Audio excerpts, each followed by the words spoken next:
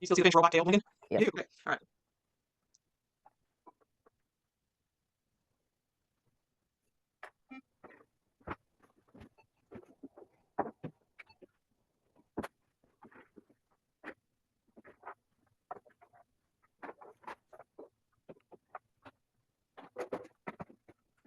Still looks like concrete. Use it. Yeah, that's fine. Okay. Hi-ya, maybe. There we go. Hi-ya. Good job. By itself.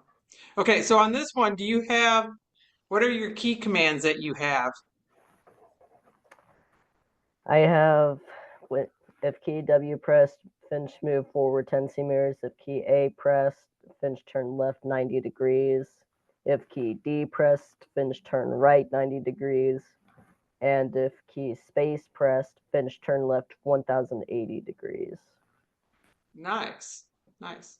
You're the first one that's made it a remote control robot that you're controlling from home versus coding the process.